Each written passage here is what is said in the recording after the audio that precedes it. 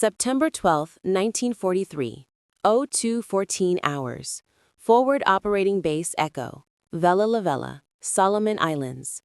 The jungle doesn't just breathe at night, it suffocates. The air is a physical weight, a thick soup of humidity, rotting vegetation, and the metallic tang of high-octane aviation fuel.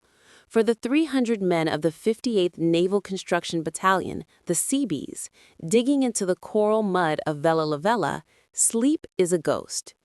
You can't see your hand in front of your face. The moon is choked out by a ceiling of monsoon clouds, but you can hear them. High above the canopy, a rhythmic, desynchronized droning vibration begins to rattle the fillings in your teeth. It is the sound of a twin-engine Mitsubishi G4M Beatty bomber. The Marines in the foxholes call him Washing Machine Charlie. He arrives every night at exactly 02:15 to drop a single stick of ordnance, just enough to keep every man on the island awake, terrified and exhausted. Chief Petty Officer Silas Vance wipes a mixture of sweat and engine grease from his eyes.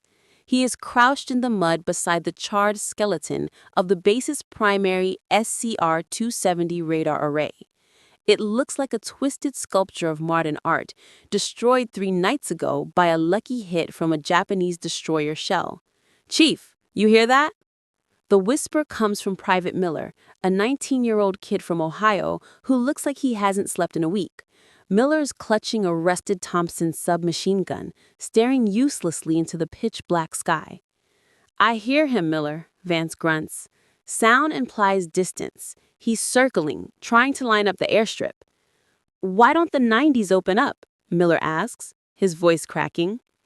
"Because they can't see a damn thing, kid. You fire those 90mm guns now, the muzzle flash just gives Charlie a target. We're blind." That is the terrifying reality of FOB Echo. They are an isolated airstrip carved out of the jungle, intended to be a stepping stone toward the Japanese strongholds further north. But the supply ships are late. The radar is dead. The searchlights were strafed into glass shards last Tuesday. They are sitting ducks in a barrel of black ink. The droning grows louder. It changes pitch, a descending whine. "Get down," Vance roars, grabbing Miller by the flak vest and hauling him into the slush of a drainage ditch. Crump, crump, crump. The earth heaves, 3 impacts, walking a line perfectly parallel to the runway. The concussive force sucks the air out of the ditch, followed instantly by the roar of the blast.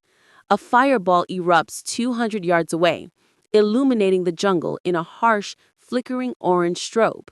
For a split second, you see the silhouettes of men scrambling, the jagged lines of palm trees, and the desperate vulnerability of the parked Corsair fighters on the strip. Then darkness snaps back, absolute and terrifying. "He missed the runway," Vance coughs, spitting mud. "Hit the fuel dump. Again." From the darkness, screams for a medic begin to pierce the humid air. The Japanese pilot, invisible and untouched, throttles up and banks away, the drone fading back into the night. He knows there is nothing the Americans can do. He owns the night. Vance climbs out of the ditch, his knees shaking with adrenaline and rage. He walks toward the burning fuel drums. The fire is the only light source for miles. In its glow, he sees Lieutenant Commander Harris approaching. Harris looks haggard, his uniform stained with soot. "Report, Chief." Harris barks. "Structural damage is minimal, sir, but we lost 400 gallons of avgas. If they send a real squadron instead of just one harasser, we're finished. We can't intercept what we can't see."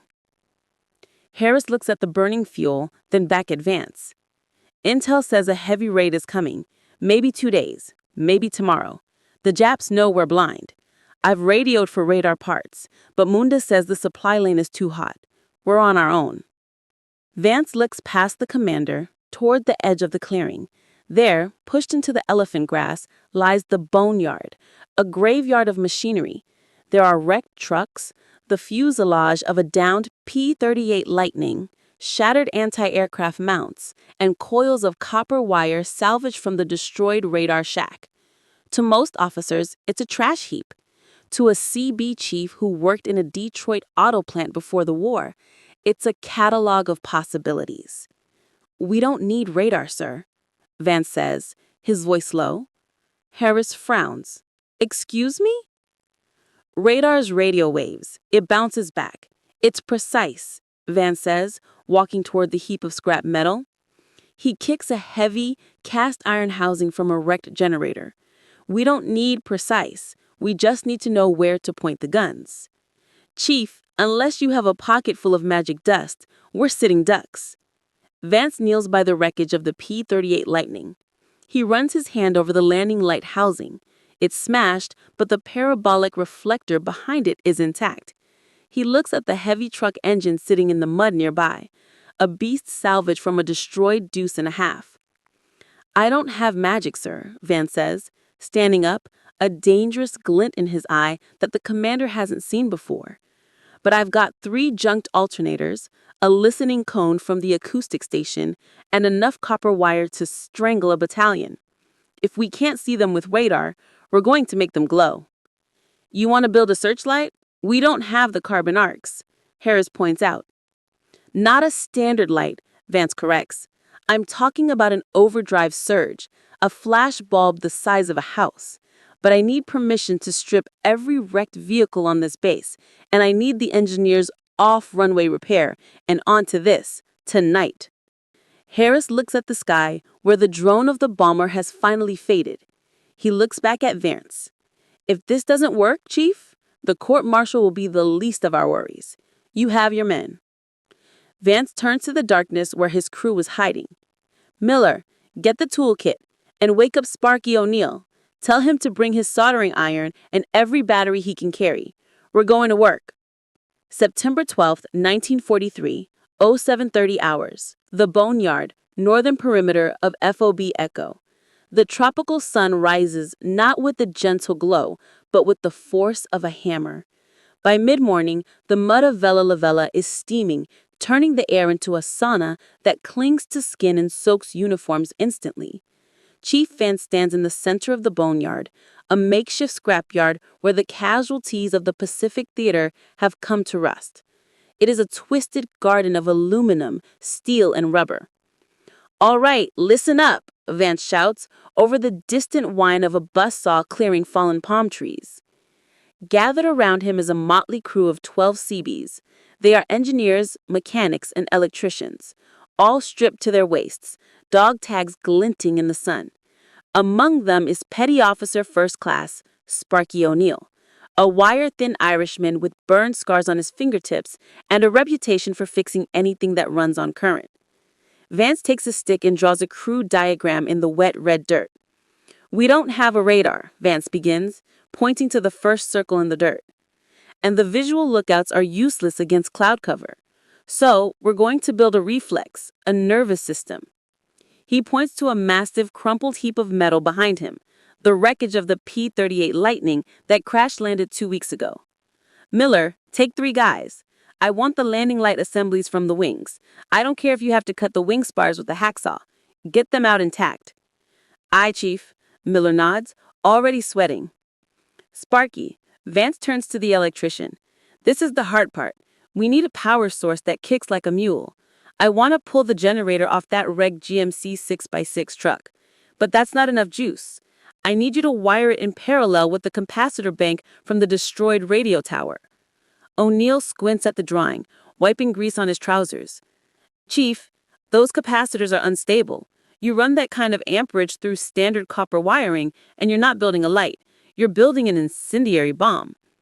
The filaments in the landing lights will burn out in 10 seconds. "I don't need 10 minutes. I need 10 seconds. I need a flash so bright it burns the retinas off a pilot at 3,000 feet. Can you do it?" O'Neill looks at the pile of junk, then back at the diagram. A slow cricket smile spreads across his face. "If we strip the heavy gauge cabling from the main generator, yeah, I can make it glow. But God help us if it rains." Get to it. The work begins with the chaotic energy of desperate men. The Boneyard transforms from a cemetery into a factory floor.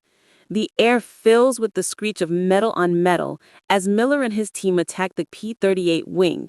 They wrestle the twisted aluminum, slicing their hands on jagged edges, fighting to liberate the precious sealed beam lamps.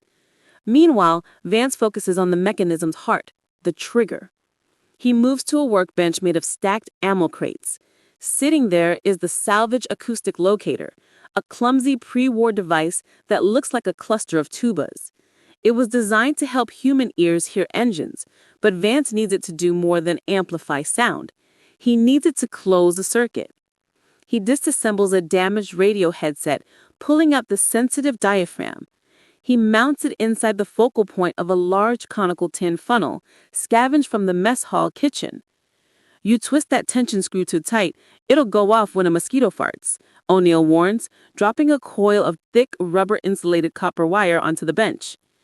"And if it's too loose, Charlie drops his payload before the light trips." Vance mutters, his eyes narrowed